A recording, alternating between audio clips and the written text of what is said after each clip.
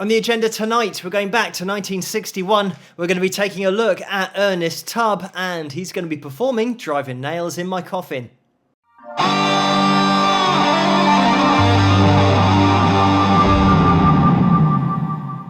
Hello, Phil here from Wings of Pegasus, and welcome to another analysis video. If you enjoyed this video, please give it a thumbs up and subscribe. So, this is going to be a short performance. The whole video is 3.5 minutes in length, so we'll watch it the whole way through, and then we'll jump into the analysis afterwards. But let's get Ernest and band up on screen and see how they get on. As you folks listen now to the greatest of our Grand Ole Opry stars, the Texas Troubadour, Ernest Tubb, with one of his old favorites, Driving Nails in My Coffin. All right, yeah.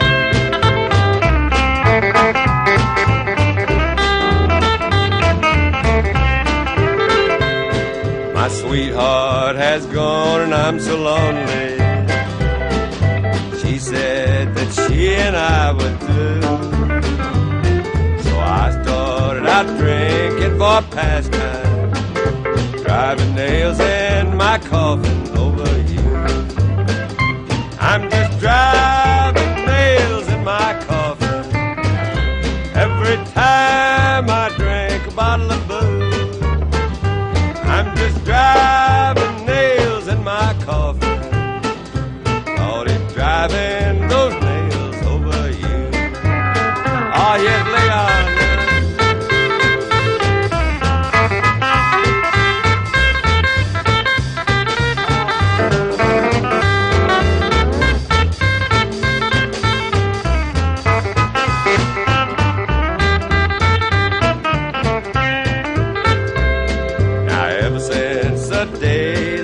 Parted. I've been so sad and so blue. I'm always thinking of you, love, and I just can't quit drinking that old booze. I'm just driving nails in my coffin every time I drink a bottle of booze. I'm just driving nails in my coffin, driving those nails over you. Oh, yes, buddy,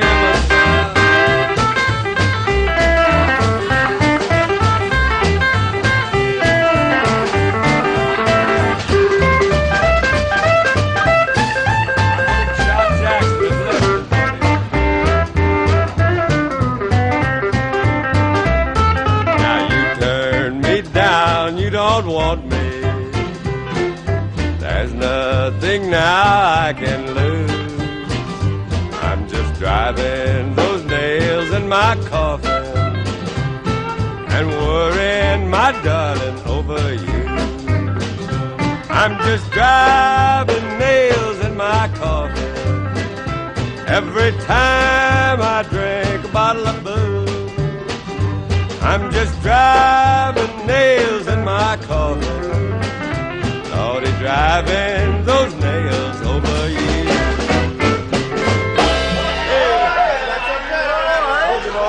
Thank you, Tommy. Fantastic. And there we have it. So this is one of those performances that is so relaxed, and it seems so relaxed in so many ways. When you're looking at the musicians and in the intro, the way that everyone's smiling, but there's top technical playing going on here. Don't let that fly under the radar. Ernest Tubb was one of those performers that always had a fantastic band behind him and members of the band that would then go on and achieve great things in their own right. He's got two fantastic lead players here in Leon Rhodes, who's playing guitar, and Buddy Emmons, and they both have the same approach to playing in terms of being so relaxed and just smiling, but with great playing at the same time. So we will get the guitar out a little bit later on and have a little go through some of what Leon's doing. Buddy's obviously playing that pedal steel, so he's using those feet to change the pitch of the guitar, and the thing that people might get put off by is the fact that that slide isn't moving, and they wonder how is the note changing, but that's what the pedals do underneath with the feet, is they change the pitch, the tension on those strings in order to get that smooth slide slide up and down, even though the slide isn't moving. Just before we get into the guitar, a quick word on Ernest and his voice being in that conversational space, telling the story of the song, which is what country music is all about, and Ernest being one of these legends of country and honky-tonk. But we will go through what he's playing on the guitar as well. His vocal approach is so relaxed, and you are listening to every single word of the song because of the way that he tells it. But he was one of those artists that started in the vein of Jimmie Rodgers. He's a huge Jimmie Rodgers fan when he was younger, and he used to cover Jimmie's songs and learn to sing like Jimmie Rodgers and worked on his yodeling and all these different ways of singing in that Jimmie Rodgers style. But unfortunately, in the late 30s, he had a tonsillectomy, and it meant that he couldn't do the yodeling anymore, which meant that his voice changed, and it changed to this. So it just so happens that because of going through that tonsillectomy and it affecting his vocals, he then sounded even more unique. And Ernest was one of those guys that would put down his own ability levels and his own singing, saying that he couldn't sing very well, and that other guys, when they heard him on the jukebox, would say, oh, I could sing better than this guy, and Ernest said they probably could. But it's one of those things that makes an artist endearing, and he just seems so likable, even just with performances like that, the rapport after the performance as well. But when he is singing, you do get totally engaged with him. So just getting into what Ernest is playing on the guitar, it is very low in the mix, so we don't really get to hear it, but we can see from his hand positions and from hearing it that we're going to be in C. And we've got this. If you had the guitar a little bit more up front, that's the kind of vibe that we're going for, jumping from our C to the G and then back to the C again in terms of the notes that we hear first with that downstroke with the pick. So we get this pick, chord, pick, chord, pick, chord, pick, chord, like that. And just keep repeating that.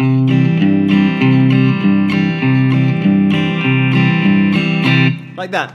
And I mean, pretty much the only other chord we're going to be having is the G, which is going to be, Ernest is playing it like this, we get the, and you can again alternate between the E and the A strings, so we get the,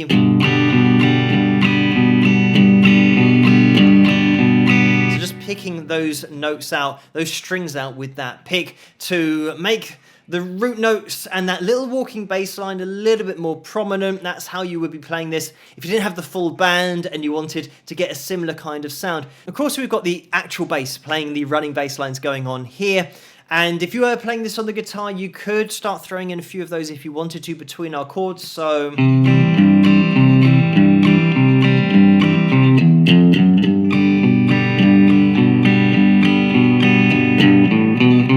that kind of thing, just little run-outs, and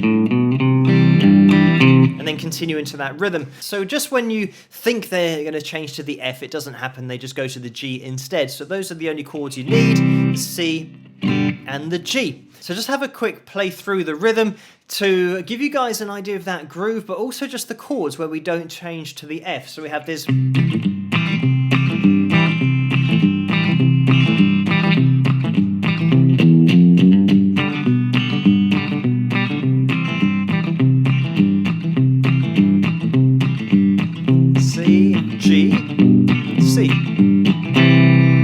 And that'll be it.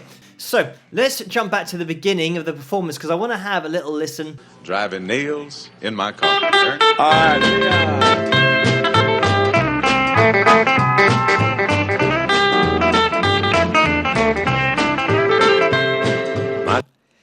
And we've got this classic country sound of a little bit of a jump in there in terms of the groove and the feel. And because we're in C, we're in a major chord, so it means it's going to sound upbeat, it's going to sound happy.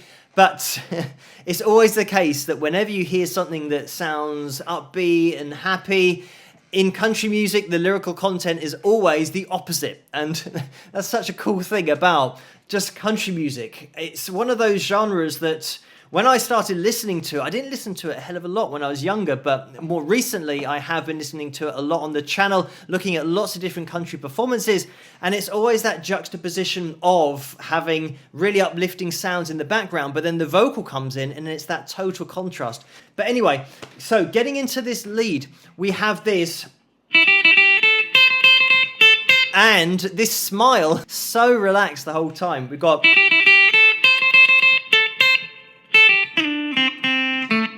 along those kind of lines.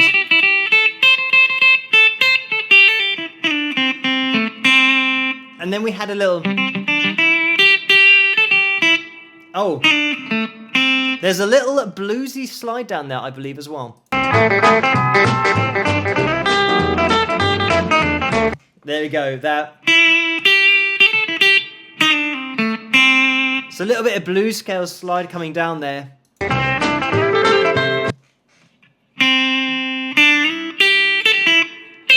And then a quick slide up. That kind of thing to finish. But all of that playing, I mean, this isn't exactly what he's playing. I mean, I'm kind of listening to it and trying to get it down. But it's this really relaxed way of playing with great technique. Like this, you know, jumping up really quickly to that 8th fret on your guitar. He jumps up with his little finger there after that. That little pull off. By the way, super clean tone here. So it means that there's nowhere to hide from a technique perspective. There's no distortion to hide any shortcomings on that fretboard. But that is what you get with country music as well. Just top technical ability with runs, techniques, you name it. They've just got all of the stylizations down, all of that feel, vibrato, hammer-ons and pull-offs, alternate picking, economy picking. It's all there when you're looking at top country players. But I love the way that it's so relaxed, and the fact that we've got this, if you're wanting to play along with this, because we're in C,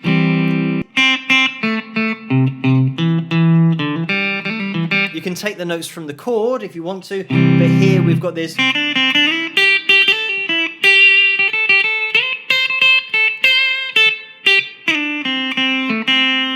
That little slide up into that extended shape, slide back down again. So it's something that is going to just match the backing so well, but it's the bounce that he's putting in there. It's got that little jump in there rather than going...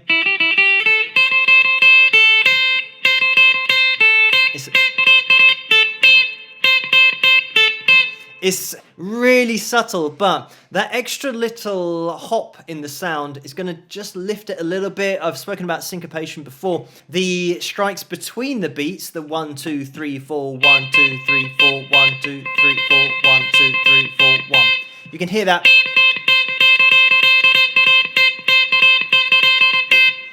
It's starting to just lift that sound a little bit. You want to go 1, 2, 3, 4, 1, 2, 3, 4. So you can hear the difference between straight 1, 2, 3, 4, 1, 2, 3, 4, 1, 2, 3, 4. So you've got a little bit more of that swing in the sound. And when you are playing through any kind of lead, here we've got...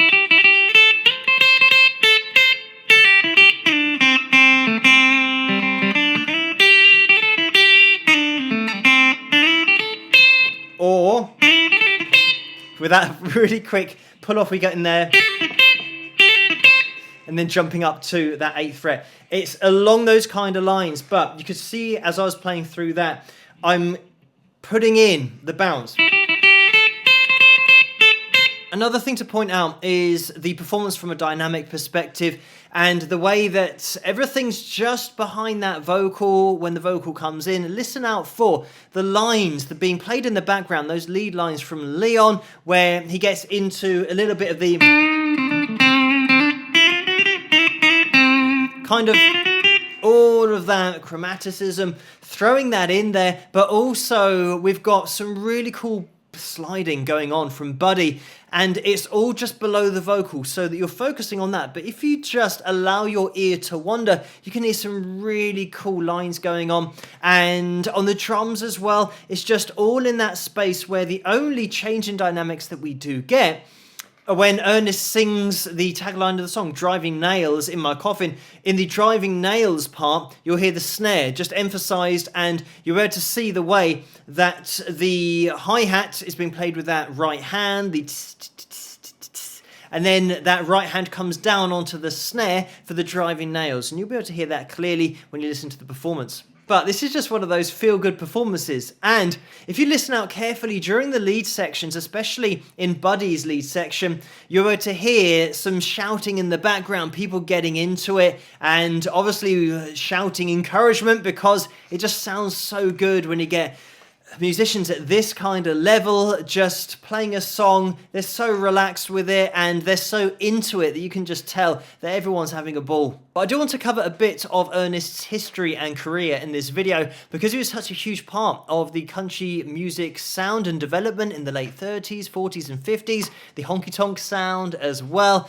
And as I mentioned before, he was a huge fan of Jimmie Rodgers, and this inspired him to sing and yodel and play the guitar.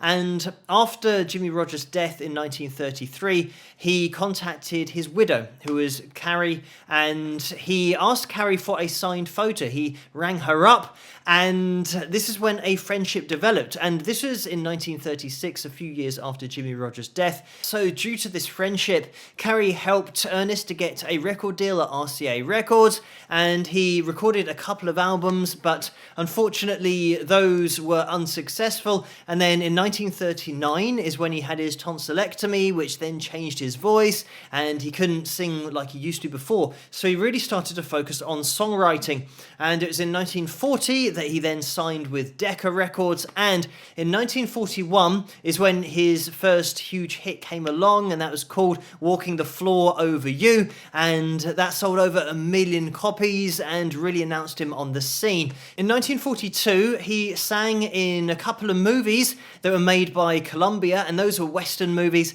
and he also put together his band in 1943 called the Texas Troubadours, and that was the same year that he joined the Grand Ole Opry, and in 1947 he headlined the first ever Grand Ole Opry show. In 1949, he helped the Andrews Sisters to cross over into the country charts, and this is by performing with them. He performed "Don't Rob Another Man's Castle" and also "I'm Biting My Fingernails and Thinking of You." Fast forwarding to 1957, this is when Ernest was arrested because he fired a gun, a .357 Magnum, at the National Life Building in Nashville. He was trying to shoot producer at the time, Jim Denny, but he shot at the wrong man, and fortunately he missed, and he was arrested and charged with public drunkenness. He did manage to put that behind him and experienced even more success in the 1960s, to the point where he would have his own TV show, and that was in 1965, and that ran for 3 years and was hugely popular. He was inducted into the Country Music Hall of Fame that same year, 1965. He was inducted into the Nashville Songwriters Hall of Fame in 1970. In 1979, he released the album The Legend and the Legacy, and this was a huge country album crammed full of top talent, including Loretta Lynn, who he sang a duet with in the 1960s called Sweet Thing, but had a huge hit with that. Sadly, in the 80s, 1984 is when Ernest passed away from emphysema. But music definitely stayed in the family. His nephew, Glenn Douglas Tubb, was a songwriter and wrote his first hit for his uncle in 1952. He went on to write over 50 more hits for other artists, including B.J. Thomas, Johnny Cash, Bob Dylan, all of which you can find here on the channel if you want to watch videos on them independently. But his great nephew is Lucky Tubb and has toured with Hank Williams III, so music definitely is running in that family. But it's great to have a look back here at Ernest, where it all started, performing one of his huge hits, but also such an engaging performance, such a relaxed performance, and a feel-good performance, even though we get the contradictory lyrics that really do run throughout country music. But thank you guys so much for suggesting this video for me to take a look at, and keep those suggestions coming in the comments below. Let me know what you guys think, and if you did enjoy this video, please give it a thumbs up and subscribe, and I'll see you guys at the next one. Rock!